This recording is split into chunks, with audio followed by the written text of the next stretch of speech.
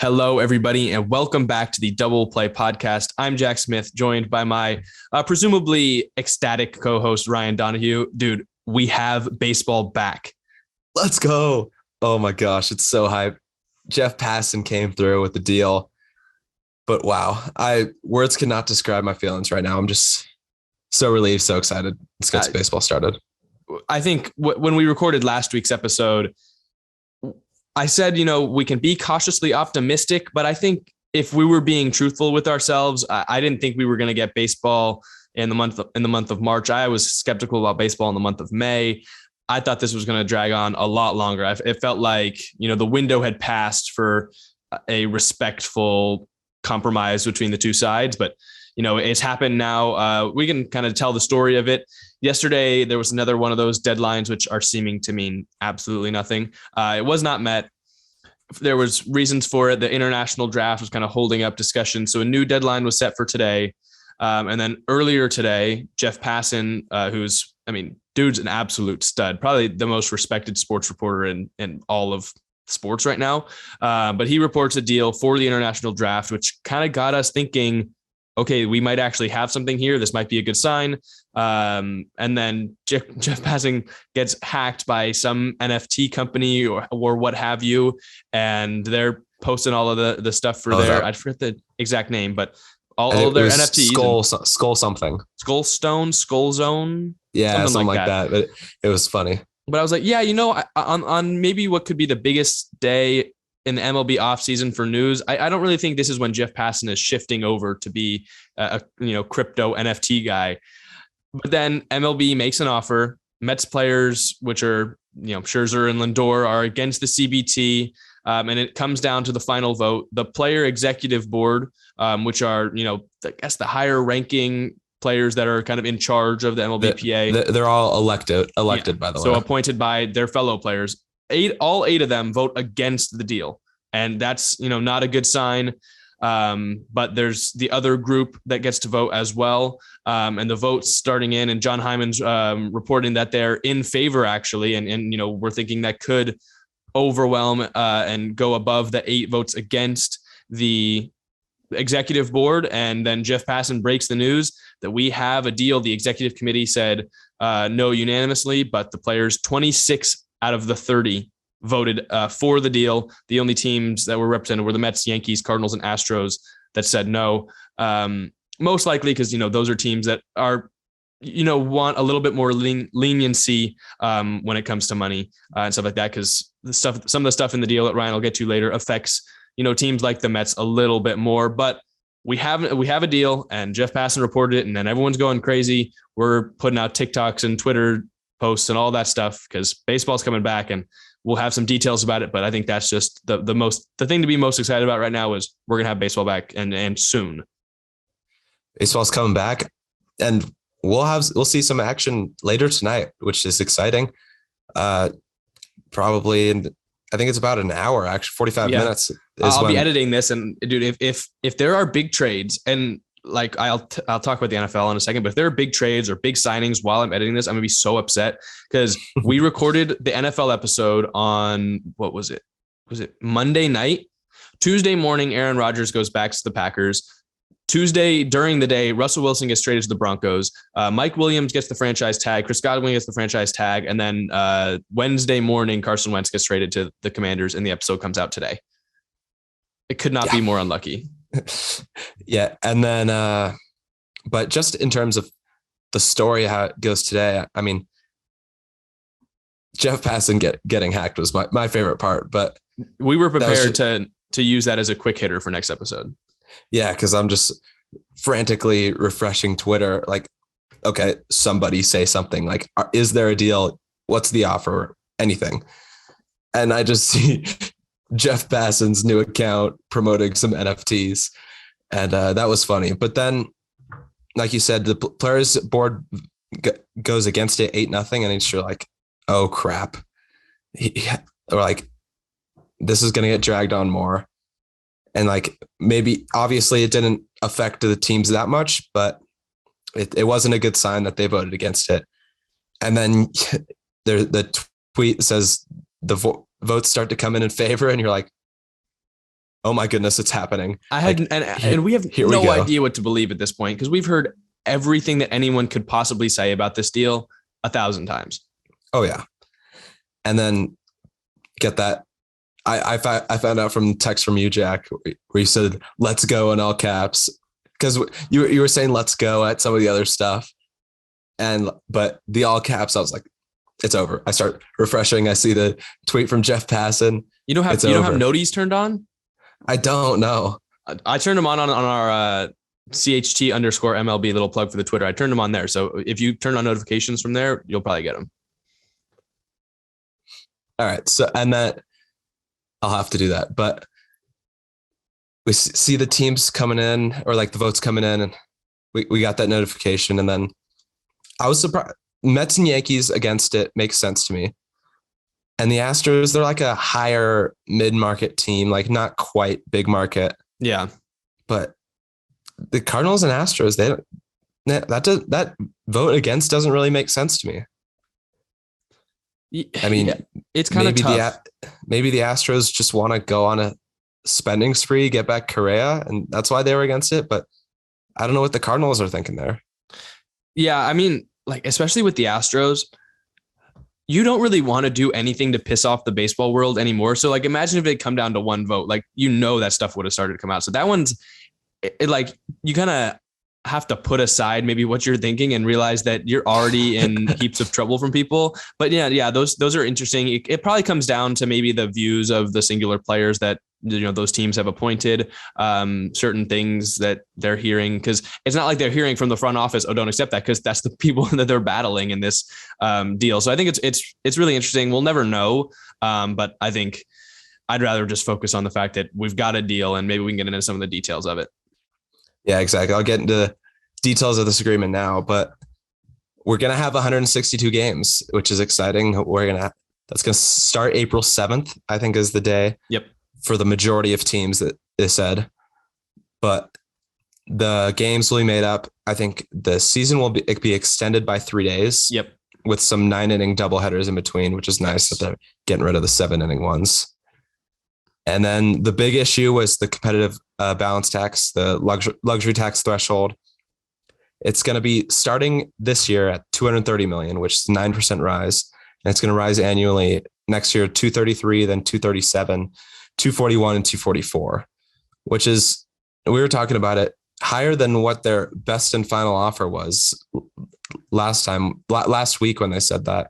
Pretty significantly too. Like that's, I was like, oh, we were talking about it. I wanted to save it for the actual episode. So I went back to the Passan tweet. The MLB PA, when they made their last offer, like on that last night before games would have been canceled that we talked about last episode, they wanted 238, 244, 250, 256, 263, which I think is like, that's really high. And they were probably realizing that it was going to get negotiated down a bit, but the MLB's best and final, which we were just floored by, and everyone was like, that's why we were like, when John Hyman said, I think it was John Hyman said that they were within striking distance, it was pretty obvious they weren't, but the MLB's best and final was 220, 220, 220. So no rise over the first 3 years, then 224 and 230. So their best and final offer ended at 230, and this offer, the deal that we've got right now, starts at 230 and ends at 244. I'd say that's probably a win for both sides. I think they were, as much as we were on the player side, I think they were both being a little bit stubborn, and like the numbers that the MLB PA wanted were probably too high. But what the MLB was offering was too low. Yeah. Compromise. Yeah. Novel concept, isn't it? Yeah, exactly. Is the business major talking about like compromise and negotiation? I'm just a journalism major, so like you can't expect me to know these words like negotiation and compromise. You'll learn. I'll teach you all my business terms. I'm excited. And then I don't know, we can keep going. There's the $700,000 minimum salary, which is a 23% rise, and that also increases by $20K per year. I believe that the MLB PA before the best and final offer wanted $725,000. So it's within the same range. That's, I think, a pretty good one. Yeah. $50 million bonus pool. The world draft agreement is needed by mid-July to get rid of the qualifying offer as well. And then you can maybe get into the rest of the details. Yeah. So then we get into outside of the core economic ones, which was an issue for so long. They're going to be establishing a draft lottery. I think that starts next year, though. Not that won't be for this year, but that's for the top 6 picks, which will be exciting because I mean, it fixes tanking a little bit. It does kind of worsen it because like then you have teams that are maybe the 8th or 9th worst team tanking to have a chance for that lottery. But it also it makes it better for the lowest of the low teams. And I think when it comes to the MLB, the lottery will be less effective than it is in the NBA and other sports, just because like there's so many rounds in the MLB draft. I think the parity between players at picks 1 and pick 6, like they're not all that different most of the time. And, you know, teams boards vary so differently. So I don't think it's going to be, you know, not hugely effective, but I don't think it'll be hugely impactful. But I still think it's probably a good thing to have because obviously we don't want tanking in baseball.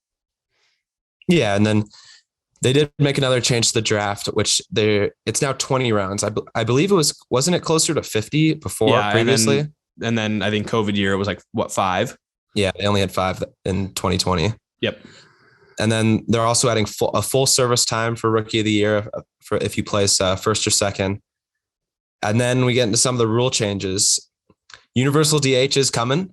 That'll be coming this year because they notified them ahead of the 45-day period, which they established. We'll talk about in a second. That's a good for baseball.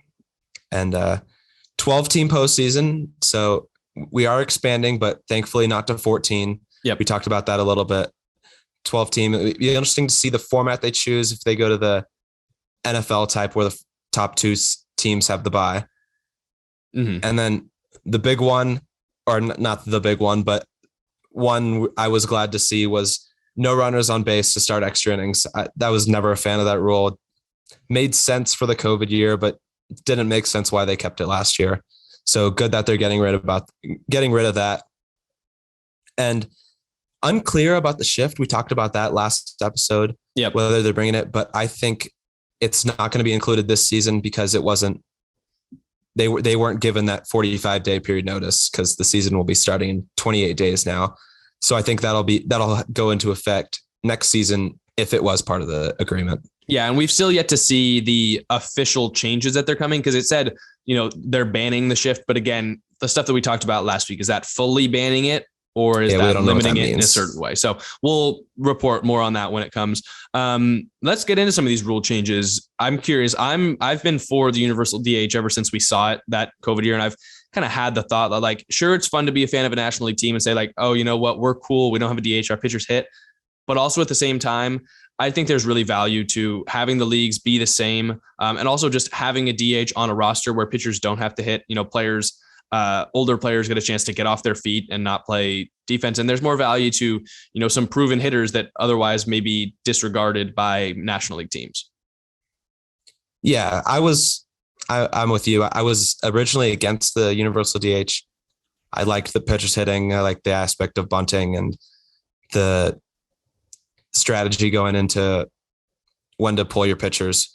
But seeing it in the COVID year, it's better for the game, better to have more excitement, opens up jobs for guys to not DH to go into the National League and not strictly stay in the American League.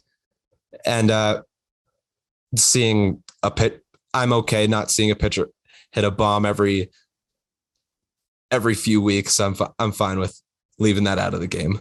Yeah, because I mean, and there's also injuries involved. Like we've seen too many pitchers get injured in the box, so I'm glad to see that.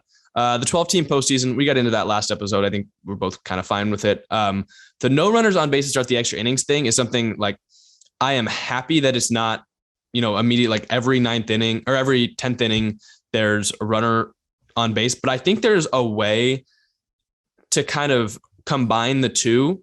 I hated that there was always a runner on second base to start the 10th, and most extra innings used to be almost 10 innings.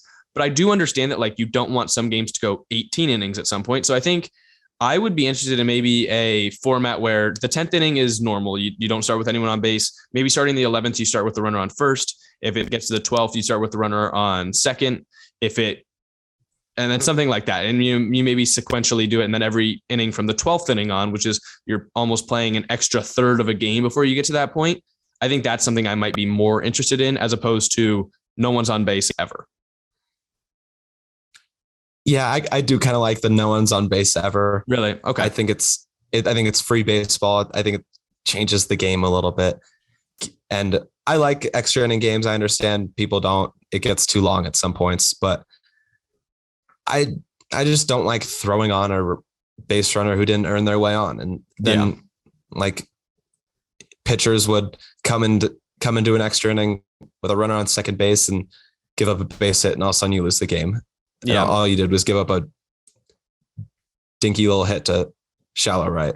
That's true. Sometimes I just worry about, the taxing on the pitcher's arms, and the fact that like with the more limited rosters now, and the fact that there's less arms on a roster at a given time, like the fact that if a game goes that long, there's a ton of pressure on the starter the next day. There's a lot of, extra stress on the arms, the guys in the pen after games like that. So that was kind of the only reason I was thinking. Plus the fact if the MLB really wants to shorten games, which I know we love it, but it would be good for baseball.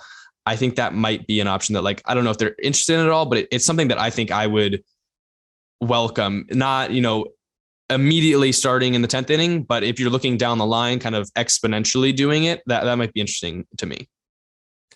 Yeah, I guess that's our difference. As you being the pitcher, you're thinking about the taxing on the arm, and I'm just thinking about action. I mean, at that point, the reward for good pitching is having to pitch more, which makes no sense.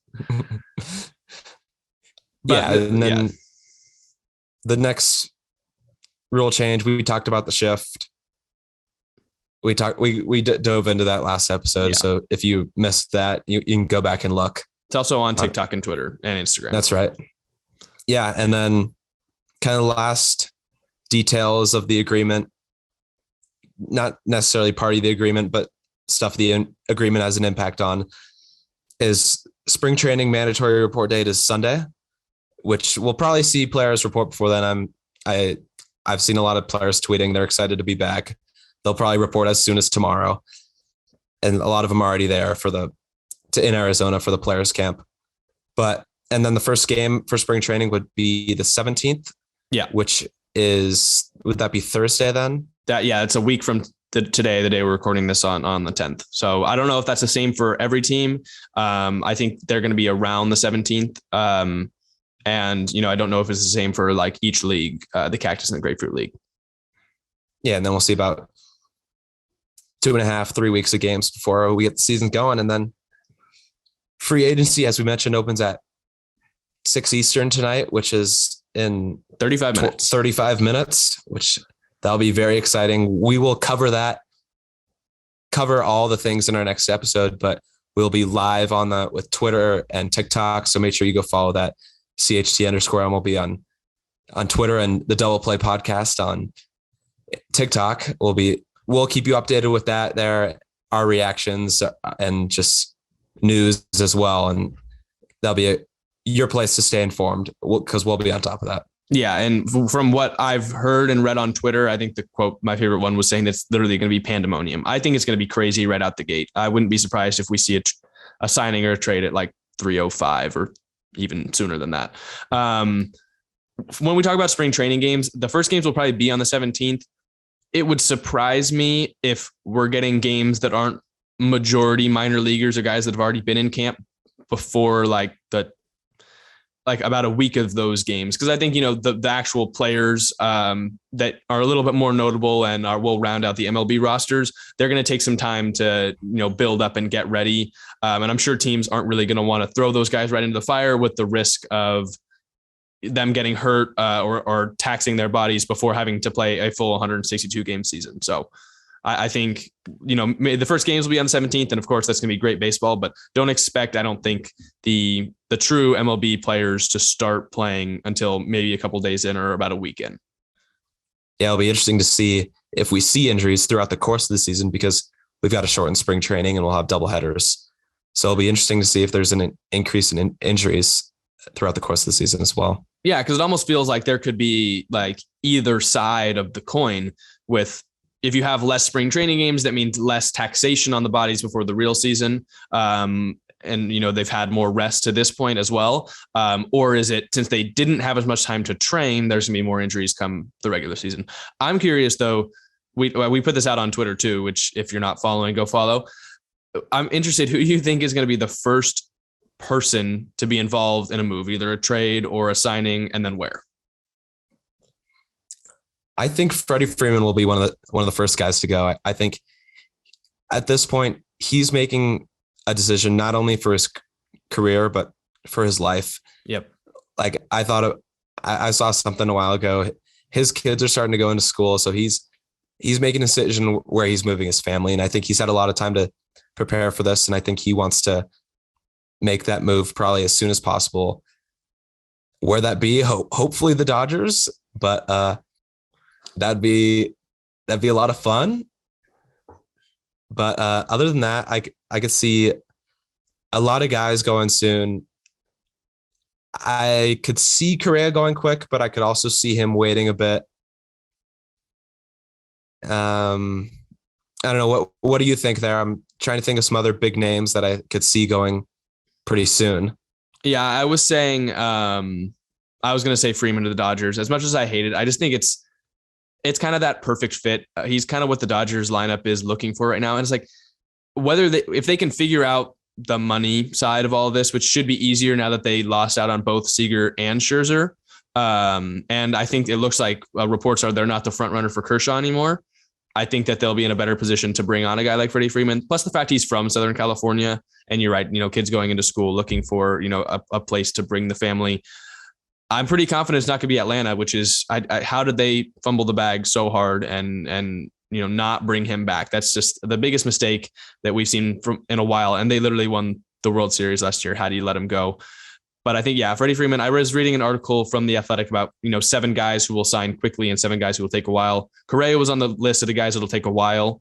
The Boris clients, most of them love to take, a longer time to sign. And I think he's not like stubborn, but I think he knows what he wants. And once he saw Seager's contract and Semion's contract, I think he realizes and he thinks he's deserving of that level of money. And right now it just seemed like at the point that teams weren't offering him that much. Specifically the Tigers were, not willing to give him what he wanted. So I think he probably takes a while. Other guys, I'm trying to remember the names that were on the list. I think Schwarber was a guy that listed, someone who can sign quickly. Plus now the fact that like he's opened up to probably all 30 teams if they want to play him at DH. I think Carlos Rodon's a guy who could sign pretty quickly. I'm trying to think of other names. I feel like it'll be a lot of stuff that won't be expected either. And I'm sure trades might be something that moves even quicker with the fact that these teams, they can negotiate trades. They just couldn't, fully place them because the owners can talk with the owners and stuff like that. So I think that may be something we see possibly one of the Marlins starters on the move. We could see Luis Castillo on the move. There's a lot of A's that still have to get traded. So yep, I was going to say I could see a Matt Olson trade going quickly because Sean Manaea. They've got a lot of guys that they've got to get out of Oakland if they want to lose as many games as it seems like they do. Yeah. Let's see though. Like other than Freddie Freeman, is there a move you want the Dodgers to make? I think pitching. Honestly, I'm not satisfied with the Dodgers starting rotation right now. It's Buehler, Urias, and their third guy's David Price and Andrew Heaney right Dustin now. May, who's the guy that Dustin May is still hurting from Tommy John. He'll be back probably mid-season. Yeah, it was Tony Gonsolin had a down season a little bit. He'll still be solid.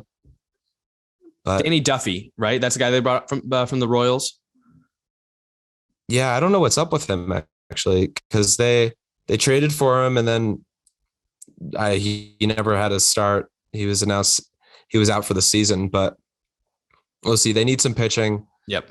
Would love to have Kershaw back, but I think they could bring Rodon on. He'd be a good piece to add for the rotation, for them. But I think pitching, that's the biggest need. I would love to see Kershaw back, but we'll see who they bring back. I'd love to see Kershaw on the Giants, but I think right now, it's Dodgers and Rangers. Other moves for the Giants, I think they're still in need of an outfielder, like one more outfielder. I'd love. What'd you say? All right. Well, it looks like Ryan's dealing with internet connection issues. That's what happens when you have to emergency record from a basement. But yeah, like I was saying, I want the Giants to go after an outfielder. Maybe say a Suzuki. A lot of people are floating out, Michael Conforto or even Kyle Schwarber to be a DH, possibly a Nick Castellanos at DH. pitching wise, I think the Giants are pretty much set. Maybe one more starter. But I think it's something we're kind of going to have to wait on because they've got, I think, 4 guys in the wings with Logan Webb, Alex Wood, Alex Cobb, and Anthony DeSclafani to kind of fill out that rotation. So maybe one more guy, whether that's kind of from the Giants system or not, it's something that we're going to have to figure out at this point. Yeah, I think, honestly, I'm not high on the Giants. I really don't think they can. I don't think they can repeat what they did last year. I think they'll be 3rd in the division. Maybe they get helped out a bit from the 12-team postseason and get in there, but I don't see them being better than the Dodgers and the Padres again this season. Yeah, I think I don't think I see them winning the NL West. I think they're still a playoff team. Like at this point, like Farhan Zaidi and the Giants front office and Gabe Kapler have not given Giants fans a reason not to believe in them. They almost took the Giants team to the playoffs the year before. They were literally 1 game away. And that team was far worse than I think this team was last year. So that was eight teams in the playoffs per league as well, though.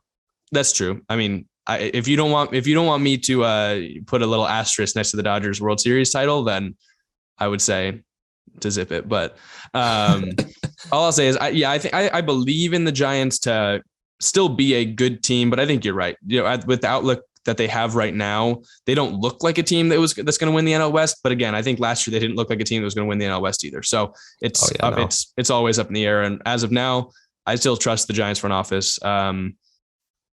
We should stop talking about the Giants and Dodgers, though. We've got a lot of stuff to cover for the league, and we've got about 25 minutes or so until we got to start paying attention to free agency. So anyways, we hope you guys enjoyed this little emergency episode. We know you guys are going to enjoy baseball being back, and we're excited to fully get back and cover it. We've kind of got to overhaul our plan for next week's episode, and we're probably going to have a lot of trades and free agency to talk about. Like we said before, on Twitter, on TikTok, and Instagram, all that stuff is listed on the screen right now. But go follow those platforms. We'll keep you updated as things happen, give our quick opinions before fully diving into it in next week's episode. If you're on YouTube or Apple Podcasts or Spotify, please consider leaving a like or a 5-star review, subscribing to the show, leaving comments wherever you can. But anything else you want to say before we wrap this one up? Just excited baseball's back, baby. Yeah, I think we have a newfound appreciation also for the game with the fact that it was almost taken away from us. We still got 162 games. So I would just say appreciate anything that happens. Whoever your team brings on, at least you're able to make moves now. But we'll be back next week with that episode. And anyways, we hope you guys enjoyed this one. We hope you have a great day and enjoy the rest of the next week of free agency and trades. And we will see you next time.